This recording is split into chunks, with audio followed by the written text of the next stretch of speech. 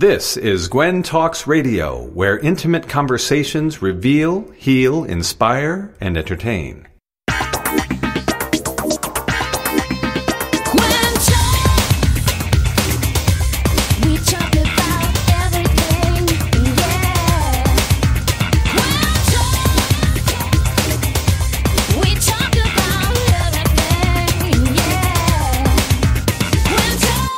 And now, here's your host, Tess Cacciatore. Okay, here we go. Now, this is Gwen Talks Radio, and this is your host, Tess Cacciatore. I am thrilled that this morning was the most amazing energy that I felt for a long time. Been up quite early in the morning, got up around 4:30 to watch that blue moon, blood moon eclipse. I'm not sure if you saw that in person, but wow, oh, wow. If you didn't, I would highly advise going on the internet, going to any of the news stations to see the satellite views and high-powered cameras that got to capture this magical moment. I also just want to do a shout-out right now to Justin Baldoni, who I spent the day with, kind of, because he was running around, as was I, at his Carnival of Love, which you have heard him on our show before. We played his commercials about Carnival of Love, and to experience it was life-changing for me. So first off, I brought my dear friend and mentee and editor of my book, Mira Howard, with me, and we had the most extraordinary time. So when you go there, you register ahead of time. Obviously, it's limited amount of people. They have it so organized and set up that you cannot believe it. So when you get in, all the booths are set up, and then eventually they let in the people from Skid Row that are wanting to come in. So I got to finally paired up with this gal by the name of Kim, who had this adorable little boy in a stroller by the name of Woody, who was 3 years old. And we spent the entire day together. And her story was extraordinary. She moved to Los Angeles from Michigan in December. So she was newly arrived LA citizen. And she told me her story of being a singer and an artist. And it was just right up my alley for many reasons. And the booths that there had clothing for women, clothing for babies, clothing for men. They had blankets. They had all kinds of different supplies. They had a medical tent where we went in there and got her signed up for some feminine hygiene and blood pressure. And she already was set with her dental and her health insurance, so that was great. But she was able to get her driver's license voucher so she could go to the DMV and get her new license for California and not have to pay for it. The services that Justin and his team put together were extraordinary. Then there was the carnival side where there was a stage with performers, and there were clowns, and there was a whole food place where they served this beautiful barbecue plate of food to the people. And just an extraordinary day, just filled with love, dancing and singing, and it just changed my life. And I'm hoping to be able to keep in touch with Kim and her son. We did introduce her to Christopher Mack from the Urban Voices, so she signed up for the choir down there. She also met the gal from LAMP, which is the art program down in the Skid Row area. So many wonderful services and amazing things that are happening there for the people that are unfortunate right now living in Skid Row. But I see a huge ray of love and hope surrounding that area based on all the things that Mayor Garcetti, Elisa Orduna from the mayor's office, and Justin Baldoni's event, Carnival of Love. I can't wait for next year, and I want to get involved with them in between now and then so I can see what I can do to help. So moving along, being that the Grammys was Sunday, I don't know if you watched it or not, but I believe everyone is a music fan because music keeps the world go round, and it's our common language, and that's why this episode is called Let the Music Play.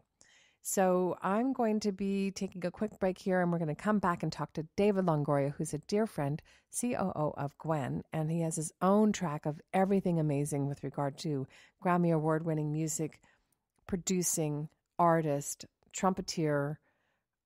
I can go on and on about him, and also his wonderful person that works with him, Robert Eibach, is going to be on our show too. He is a producer and a remixer of dance music, and one of the most extraordinary ones on the market today. He has songs all over the charts, and we're going to be doing a song spotlight on April Diamond's Lose Control, which is a song that's out of their studio, and April is a lovely artist, and I know her as well. So I'm going to be able to promote all these wonderful people today in Let the Music Play. We'll be right back.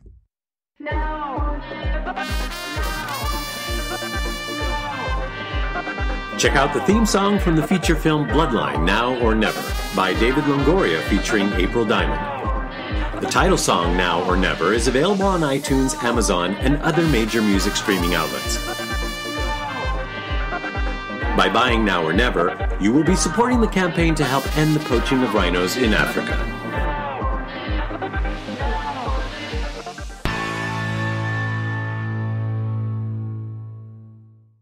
Welcome back to Gwen Talks Radio, and this is your host, Tess Cacciatore. And as I said in the intro, this is my first remote interview, and I'm so excited. I'm not sure if you've ever been in a recording studio, but I get super jazzed up because it reminds me of times in my 20s living in New York in the recording studio around all this amazing equipment and beautiful microphones here with the amazing producers, artists, mixers, everything. So we have David Longoria here. We're going to talk to him first, and then we're going to talk to Robert Eibach about everything music and the Grammys and everything like that. Welcome to the show, David. Thank you so much, Tess. It's great to be here. Well, you were on the show a few weeks ago. I remember. And yes. And we were promoting your song, Now or Never. That's so nice of you. So what's going on with that song and the film and all that? Well, the movie came out in limited release in Los Angeles and New York to qualify for the Oscars, and our song actually made the short list twice. It went to the top 70, then the top 50, and everybody's liked it. So we've gotten letters from all over the world of people who love the song, and they listen to it every day, and they're dancing to it in their homes, and fortunately not in their cars while they're on the freeway. But so it's gotten a lot of attention already, and I believe the movie comes out this spring in full release all over the country and all over the world.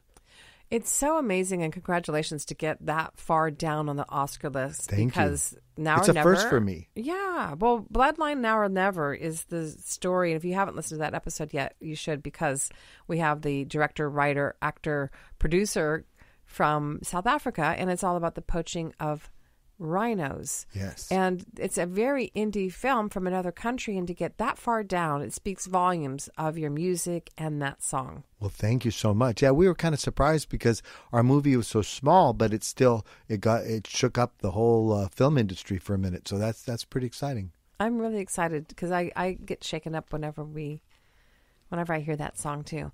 So let's talk about the Grammys. They were just a few days ago. They were just recently. So tell me, what did you think about the Grammys? What are the highlights? Because I have some opinions and thoughts that I want to share with you as well. Well, there's a lot of music. And, it's exciting for me because my entire life from the time I was a little kid, I've been surrounded by music. I've been involved in music. And I just celebrate music in all of its different styles and forms. And I celebrate artists who create music, and I like to encourage other people who do it.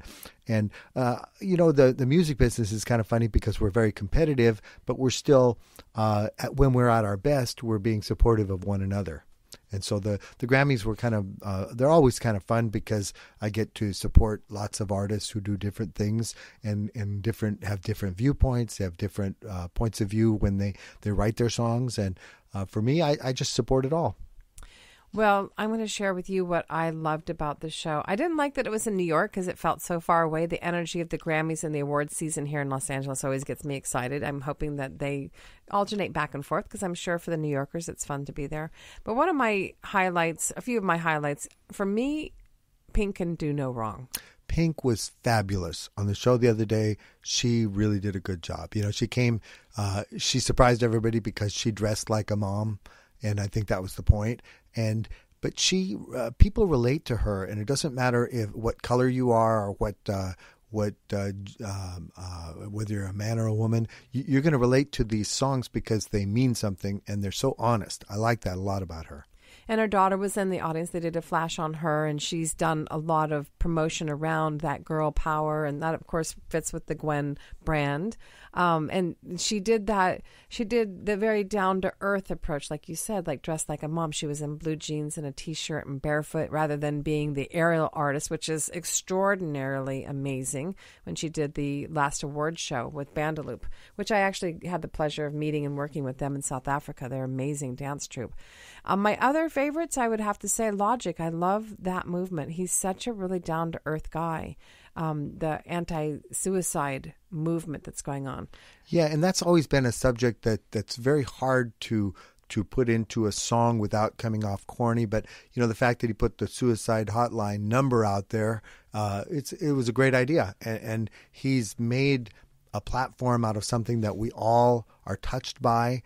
This whole thing about suicide, but there are kids that are bullied to the point where they're committing suicide or attempting it, and it's just a horrible thing going on out in our world right now. We need to be doing things that are positive, that lift us out of that trench, and I applaud him for taking the time and effort to do that. Absolutely. And there have been a lot of calls going to the center, which means that people are being saved by that movement. So anything that has a stand, and Kesha, that's an obvious one that we can talk about, because this was her first time out for a while, and with the whole women movement and all that. What do you think about that song and her performance and what she was doing? Well, first of all, let me go on record as saying I'm in favor of women. Some of my favorite people in the world are women.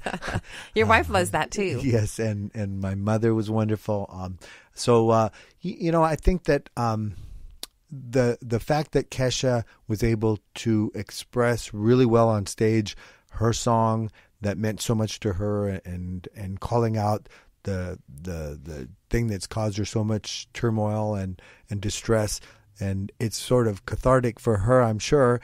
And the fact that it's very topical now. We know that this is all over the news, that women are standing up for themselves more, and they're calling out people that are abusers. And it really needs to happen. And I can't believe that it's gone this long without people feeling like they could come forward. And it's just time. It's a wonderful movement that also gets to support men.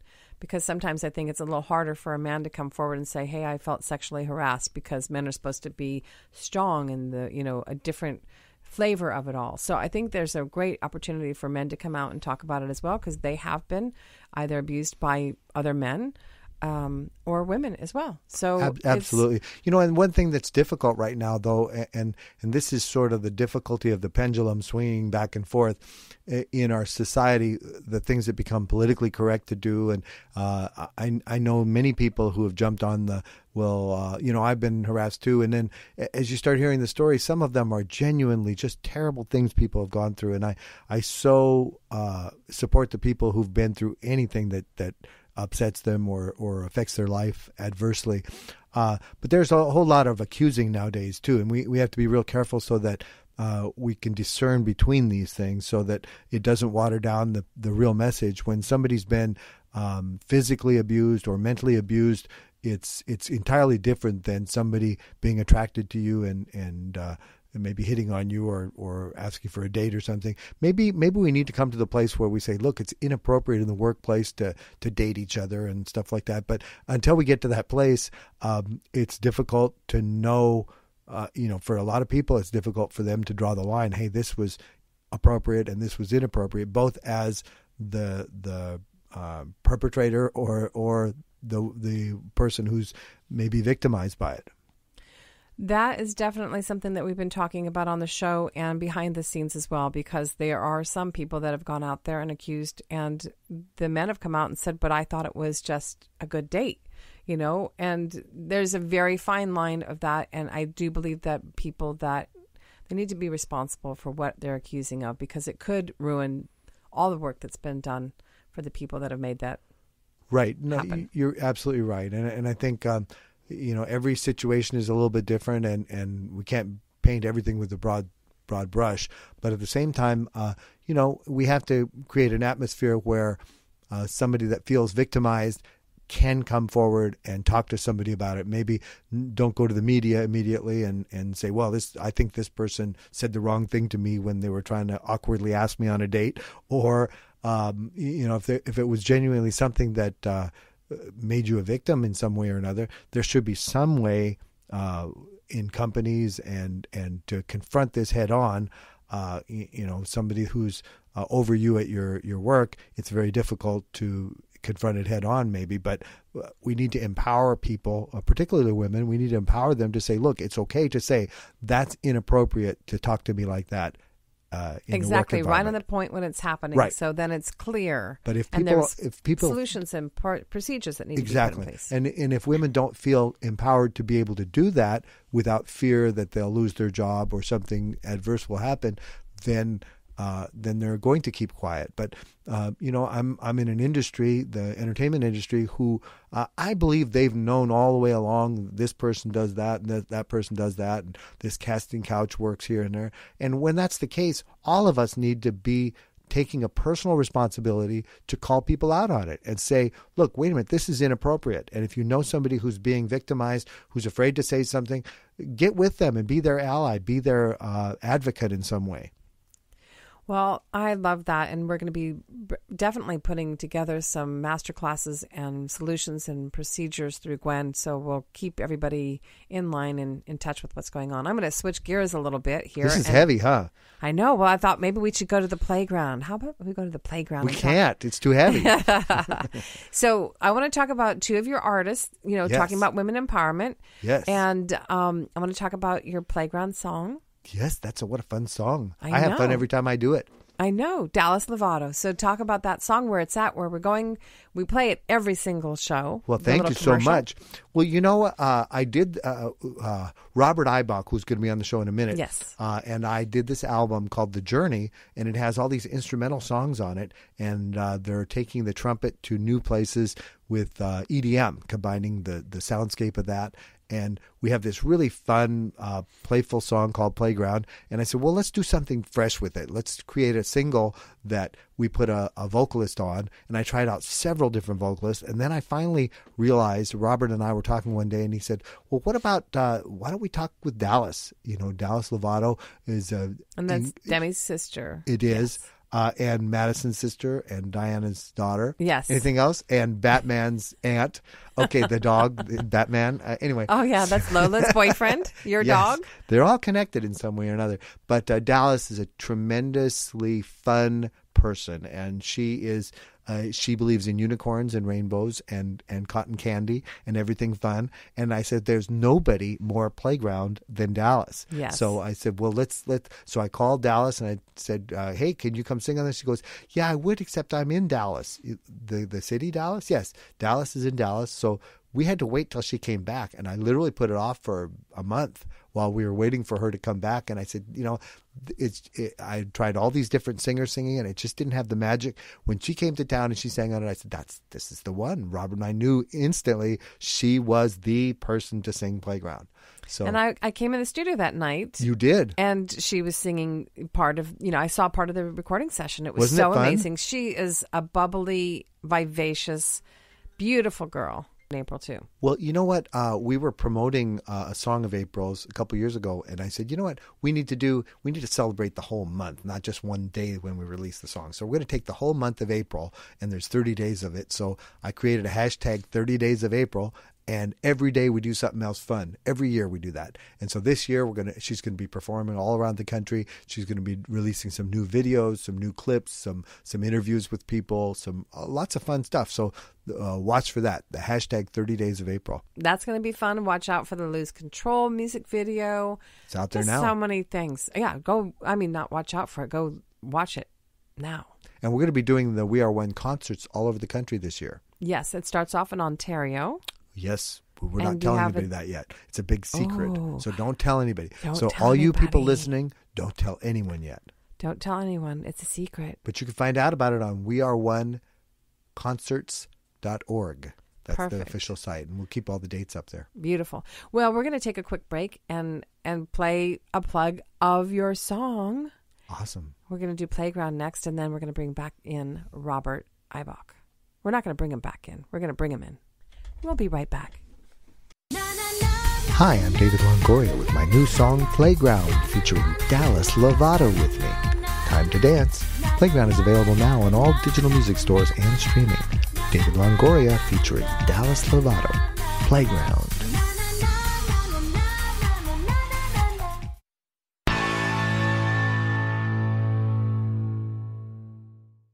We are rolling. Welcome back to Gwen Talks Radio. This is your host, Tess Cacciatore. I think that's my name today.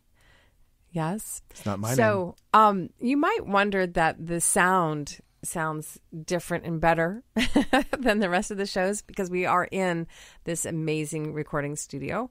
And we have Robert Eibach that's coming in now. He's been working with David for how long now? Hello, Robert. More than a week. Yeah, more than a week. More than a week? Less than 100 years. 100 years. You all are so specific. So Robert is a producer and a remixer. And so I know what a remixer is, but I want you to tell the audience, what does a remixer do, and talk about that whole thing, because it's a really important part of the industry. Well, a remix, the type that I do is making dance or club songs out of a record that could be a pop record, it could be a dance record on its own. But what I do is I take the vocals, just the clean vocals, and I create a new music bed underneath it, and oftentimes I'll chop up the vocals different ways. I'll play around with it different ways to what I like and what I know that the club DJs are going to play and be interested in. Now that sounds really simple, but in reality, it's creating a whole new production around the vocal. Yeah, that's what I was going to say. Exactly. You must have read my mind, because it is. It's a whole art form in itself. It's the one that gets the dance clubs going and promoting on the charts, which you were the remixer of the song that's now 27. So can you talk about how you took Lose Control from its pop form and what the process was? Because there might be people out there that want to get involved in doing what you do. Okay, so David would hand me the vocal, or didn't hand them to me. He gave me a hard drive. So it's just the vocal. That's it. No music tracks, just the vocal. I do get, with every song, of course, you need to know what key it's in. So I do get the original track. I listen to it once, kind of figure it out, because if I have too much of that, then I get too involved in what they've already done, and it's hard to create a new sound around it. So I listen to it once, kind of hear where they're going with it, hear what the song does, and then I'll take the vocals and like David just said, create a whole new production around what it is. And with that song in particular, David gave me the vocals, and I was trying to feel something that what the song said, and a lot of times I'll do that with all the different types of songs, but this one in particular, it says lose control. It's pretty much there, like how do you lose control, but also keep it keep the sound current and everything that the DJs will play. So I started off with this really kind of insane synth arpeggiated synth part that just kind of goes like it starts it's really amazing, and it already feels like you're going into some sort of like another dimension or something that's just really like you're losing control already. And then I liked that sound, so the song just develops into what's called the drop, and that's where everything just hits really hard with the dance track. Everything just like all the instruments are in, and it's just this big sound, and that's where everyone's throwing their hands up on the dance floor and all that. And I wanted a really aggressive synth sound for that synthy lead, so I came up with this part that was really like aggressive, and it just felt right for the song. It's hard to explain, but that's really you're doing a great job explaining to it, because it's like a painting. You have to keep adding to the flavor of it and just imagining those people dancing in the clubs, right? And with that one, I wanted it to feel like you're really losing control, and especially when it hits hard on that drop, I want everyone to lose control on the dance floor. And I want to go to a club and just go lose control, because I think it's really important for us to let off some steam emotionally. Music is such a driver of our healing factors, and the songs that bring you back to that first love, or that song that makes you cry but it's a good cry, and the songs that make you want to jump for joy and go to the playground or lose control. Music is so important. Music is, in keeping with the theme of the show, music is very healing, isn't it? Yes. Like we can get through things better because of the music, and it's great for me as a songwriter. When I'm doing a concert and somebody afterward comes up and says, "Listen, when I was sick, I listened to this song every day," and that's happened many, many times, and it just makes me feel so good that something I've done can touch somebody in some way. And this song, even one of these club songs that's just all about having fun and letting go, it's part of life. It helps us to get through. A lot of people work a 40-hour week or a 50-hour week, and then they look forward to that Friday night when they can just go to a club or turn on the stereo and listen to music or whatever it is, their iPod or their however they get the music nowadays. Yeah, let it go. Let it go. I like the theme, though, because I'm thinking about the playground and losing control. It's all very full of life, which is a lot of what the EDM world is like.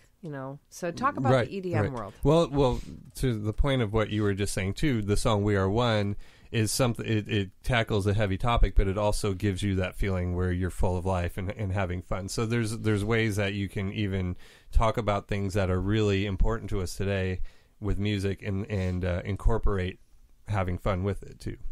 So what's the process? Because, we all look at the charts and that drives us back to the ones that get the awards and the nominations. If people are out there that are in the music industry and they are an artist, what steps does the industry take to get these songs on the radio and then played in the that's clubs? More than an hour show, but in general, in general, in this particular field, in the dance music world, a DJ can play whatever he or she wants to play at their club, and they tend to have a style about them. They all play, like maybe there'll be a progressive house DJ, a hip hop DJ, I play oldies, or I play whatever kind of style they play. And so when you release a song, you want to have a version that will appeal to everybody, that gives some version of this Lose Control that anybody could play. And that's not always the same as somebody else would play. So when Robert does it, we call that a progressive house, which has got a lot of dynamics to it. And it's got that housey beat that you're used to, which, might be what used to be called disco or techno or, some sort of electronic-driven dance music. And then there are some kinds of clubs that only play things that are really stripped down, and you only hear like drum and bass. You'd only hear like the drums and a heavy bottom end on it. So when we put out a song, we need to have versions like that will appeal to everybody. And it's not always a full vocal either. It might be just the chorus and a whole lot of music lines in between. But somebody like Robert will take it on, and I'll give him complete freedom to do what he feels in it, because that's how we get the best results. And then I'll pull in different remixers. On this particular one, Lose Control, we had the superstar remixers Robert Eibach. We had superstar remixer Dave Audet, who won a Grammy last year. And a whole lot of different people from all over the world. We had remixers from Europe, from all across America, South America, and some exotic places like Canada. No, not that exotic. But and the cool thing is that they all bring a different take to it. And then once that gets out there, and then all the DJs are playing it, somebody has to quarterback it. So a couple of us get together and we promote it, and we wrangle in all the different people that report to the charts.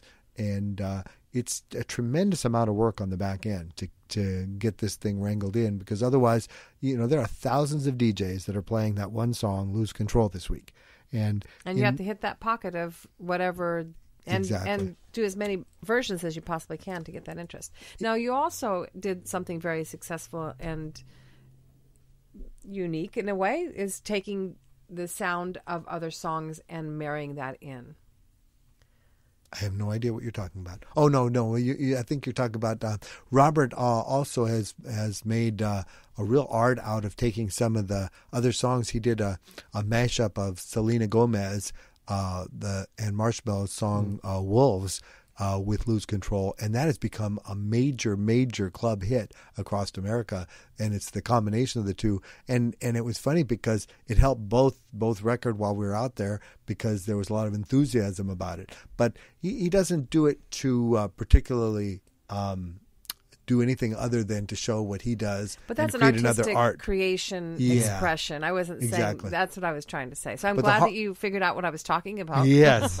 But the funny thing Because about Robert's that is, kind of staring at me like, what are you talking about? well, you might think it's just a matter of editing two songs together, and it is so not. And No, it's it's really, really hard. difficult because the songs are in different keys and different styles, and they say different things. So you got to find things that are common to both songs, and Robert has developed his own style about that, which DJs all over the world are constantly coming to him and saying, hey, could you do this and could you do that?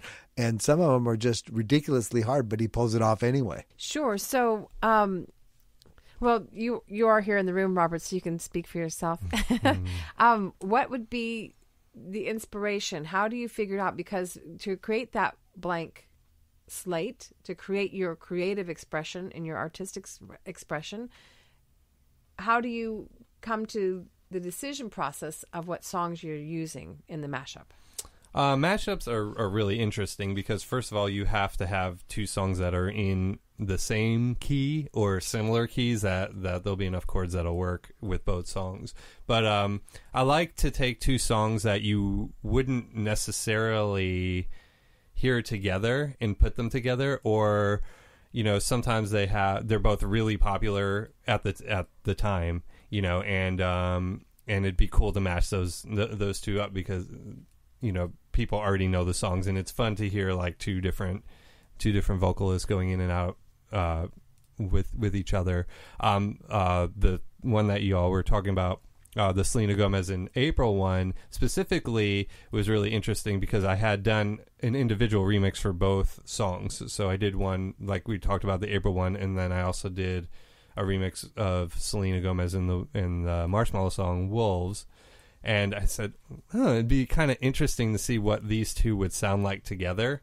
And I started just playing around with it, and it just started kind of worked. It was just there's parts in April's vocal that worked with what Selena was doing. And I kind of, when I looked at that one in particular, I said, I wondered how it would sound if they're trading off parts.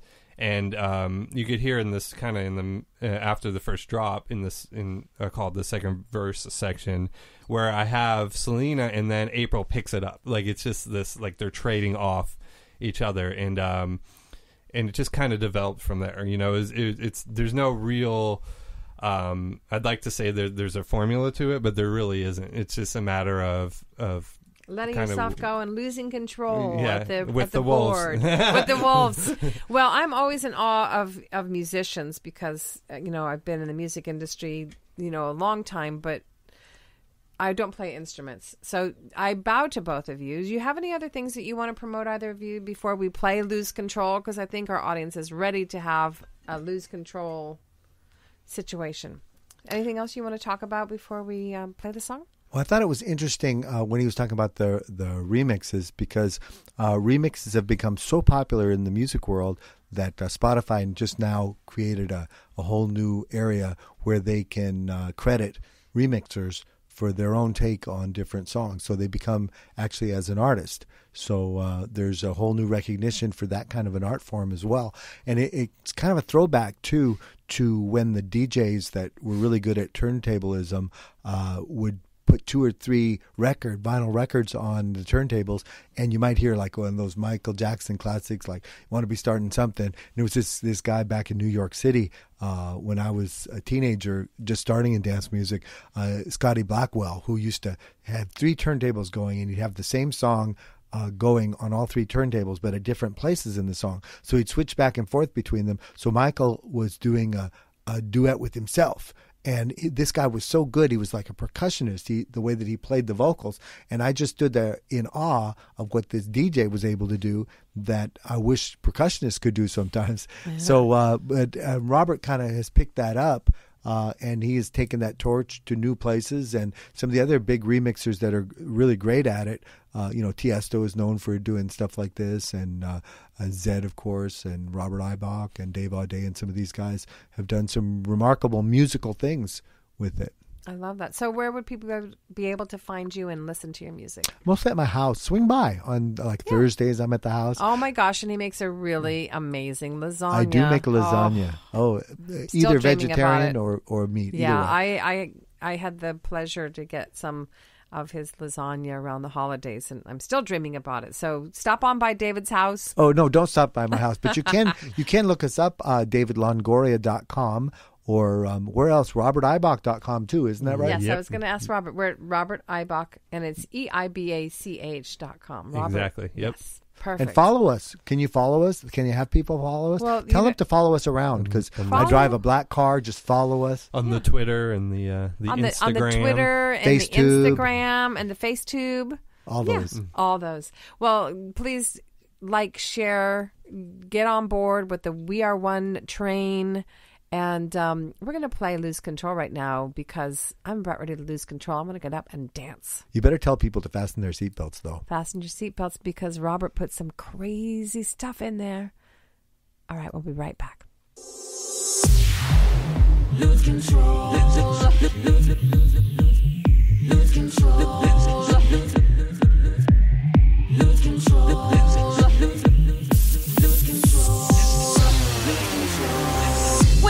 Club, DJ spinning real tight. Not looking for love, just wanna let it loose tonight. So music, hypnotize your feet and feel the beat.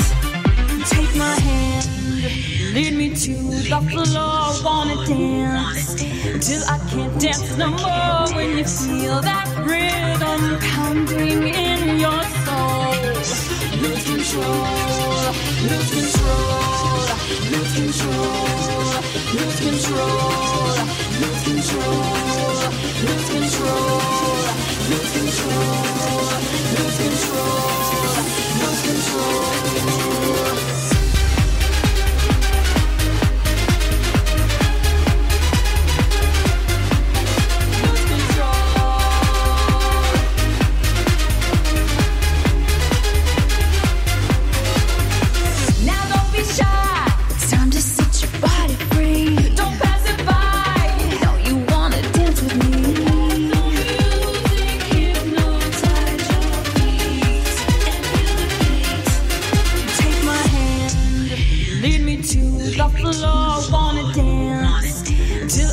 Dance no more when you feel that rhythm pounding in your soul.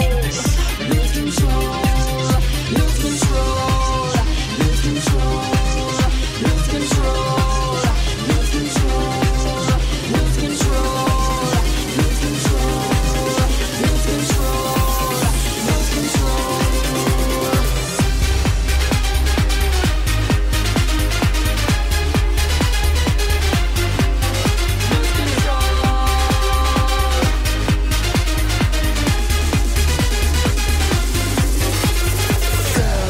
Grab some bite.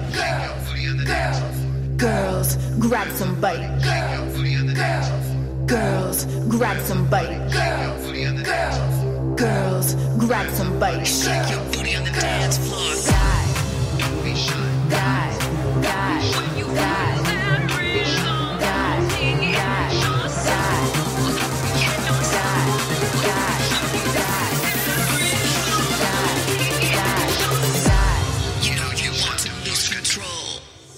Don't try to look cool, no, and don't try to impress. Just let your body move, it's a cure for loneliness. Now listen to the music, your body needs to groove. Shake it to the rhythm, it's down to me and you. Take my hand, lead me to the floor. Wanna dance till I can't dance no more. When you feel that rhythm pounding in your soul, lose control, lose control, lose control, lose control, lose control, lose control, lose control, lose control, lose control.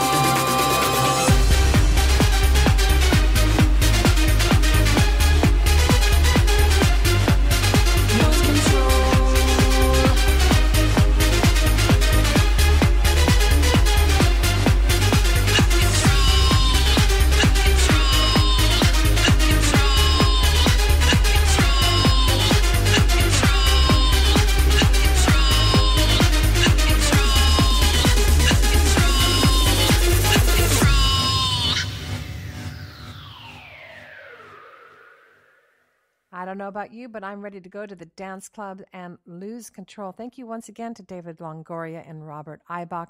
A special shout out to Dallas Lovato, who plays featuring on the Playground song, and April Diamond, who's on the charts right now at 27. I hope it keeps on climbing and that you all keep dreaming. And we're going to change the mood a little bit here and go into the Mind Over Matter Minute. We hope that every day you find at least 1 minute to take care of yourself, breathe, exhale, find peace in your heart, and maybe that minute will expand into an entire day of bringing peace into the world. Remember what I always say, the world is much better with you in it. And until next time, be blessed. And now, a Mind Over Matter Minute.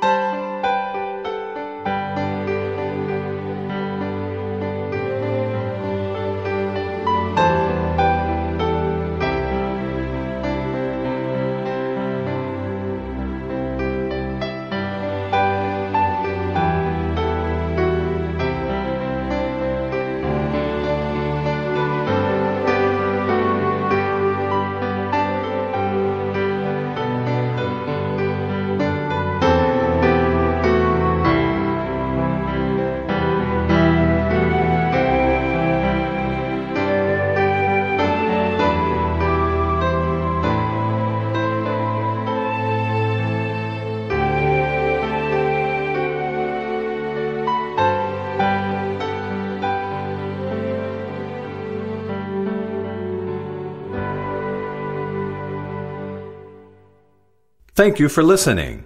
Visit us at gwen.live and join our Gwen community. Share what's on your mind.